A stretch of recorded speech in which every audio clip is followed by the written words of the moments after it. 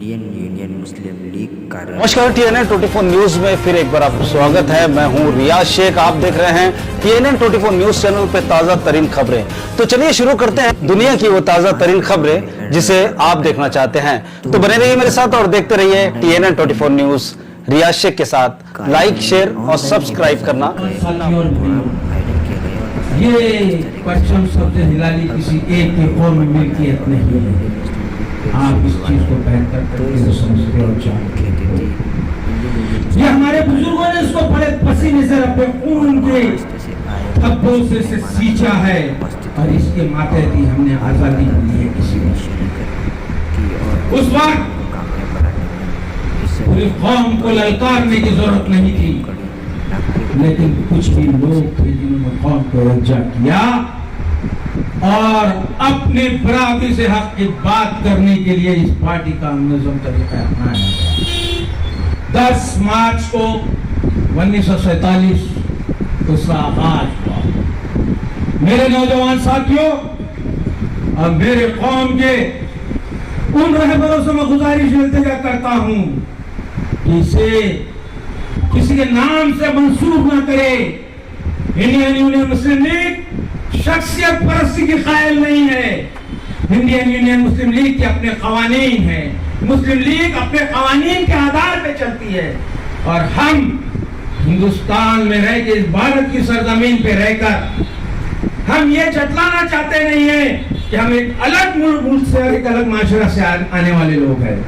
हम इसी मिट्टी में पैदा हुए, इसी मिट्टी में दफन होंगे। यही हमारा पहला कानून है। जिंदाबाद जिंदाबाद। हम हिंदुस्तान के अंदर में हिंदू मुस्लिम और दिगर धर्मों की नफरती राजनीति नहीं करते। हम अपने कवानीन का बहुत अच्छे तरीके से लिहाज रखते हैं। हम शरीयत की पामाली पे बर्दाश्त नहीं करते। उसी तरीके से हम आईने हिंदुस्तान की पामाली भी बर्दाश्त नहीं करेंगे। क्यों? क्या आईने हिंदुस्तान जो बना है, इस कानून को जो बनाया गया है, उसमें भी मुस्लिम लीग ने बहुत बड़ा अहम किरदार अदा किया है।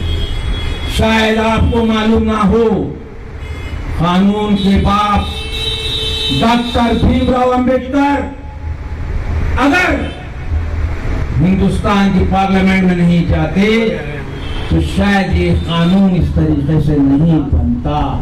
इस वक्त भी शरपसंद RSS, विश्व हिंदू परिषद और ना जाने कौन कौन सी इनकी तंजीमें थी जो एक हिंदुस्तान के अंदर में, भारत के अंदर में सिर्फ एक जाति के नाम पर हुकूमत बनाना चाहती। लेकिन ये कानून बनाने वाले बाबा भीमराव अंबेडकर को भेजने वाली एक वाहिद जमात है हिंदुस्तान के अंदर में। शायद आपको मालूम नहीं है मेरे कौम के नौजवान मुसलमानों, आप ये चीज को भुला बैठे हो क्योंकि तुम में और हम में इतनी दूरियां बढ़ गई कि हमने अपना ज़ाती मकासद ही भूल गए, हमने अपने कौमी मसाइलों को भूल गए, हम अपनी उलझनों में उलझ गए। तुम हमारे नजदीक आओ, यानी इंडियन यूनियन मुस्लिम लीग के नजदीक आओ, कोई मोहसिन खान के नजदीक मत आओ, इंडियन यूनियन मुस्लिम लीग के कवानीन के नजदीक आओ। आपको पता लगेगा कि इस्लाम कितना खूबसूरत सियासत सिखाता है और हमारे कायदीन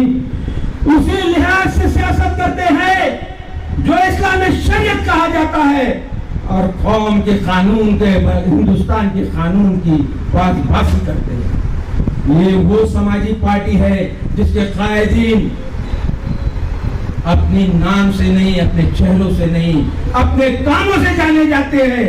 वरना मैं आपसे पूछता हूं कि मुस्लिम लीग के किसी कायदीन को आप लोग जानते हैं? नहीं जानते। हम वो लोग हैं कि जो बुनियादी काम करना जानते हैं और कुछ चेहरे ऐसे घूमरे हैं जो शख्सियतों के ऊपर पहचाने जाते हैं।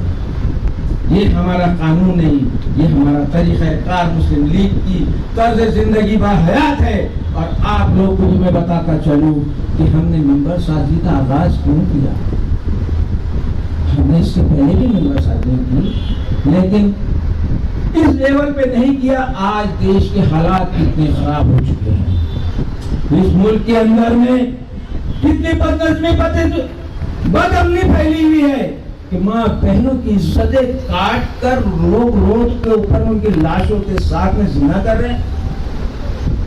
और प्रधानमंत्री जी, गृह मंत्री, आरएसएस, बजरंग दल और ना जाने कितनी सियासी और सामाजिक पार्टियां उसमें काम अदा कर रही है और एक कौम मिल्लत को टारगेट किया जा रहा है। बुलडोजर चलाए जा रहे हैं, मकसद कुछ और है, कागज कुछ और बताते हैं, कानून कुछ और बताता है, ऐसी धज्जियां उड़ा रखी है। समझ जाओ ऐ मुसलमानों, ऐ नौजवानों, अगर तुमको इस देश के अंदर में इज्जत के साथ जिंदगी गुजारना है तो मुस्लिम लीग की इस आईने परचम के अंदर, इस सबसे आई परचम के अंदर अपने आप को पेश करना होगा और तभी तुम कामयाबी की जिंदगी जी पाओगे, वरना तुम कट कट के मरते रहो। तुम जिनको अपना कायद समझ रहे हो, तुम जिनको अपना रहबर समझ रहे हो, असल में वही तुम्हारे खून के प्यासे गद्दार लोग हैं। तुम उनसे मोहब्बत मत करो, किसी शख्सियत से मोहब्बत मत करो। आओ हमारे पास, हम कानून बताते हैं, हम कायदा बताते हैं, हम तर्ज जिंदगी बताते हैं, हम उसकी स्कूली निजाम बताते हैं कि हम किस तरीके से काम करेंगे। वरना कोई और कौम के जो लीडर बने घूम रहे हैं, उनसे पूछो कि तुम्हारे पास में फलसफा हिंदुस्तान क्या है, तुम किस तरीके से मुसलमानों की और दीगर कुचली हुई जमातों की रहबरी करने के लायक हो या नहीं हो।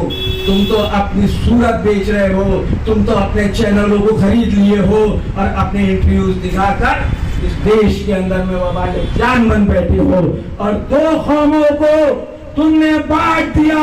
एक तरफ पूरी एक वो तंजीमें चले गई और एक तरफ नियत मुसलमान रह गए। आप घबराओ मत, मेरा ये वादा है, अल्लाह ने चाहा, अल्लाह अज़्ज़ व जल ने चाहा तो हम जरूर एक दिन इतनी बड़ी तादाद में कामयाब होंगे, इतनी बड़ी तादाद में कामयाब होंगे कि लोग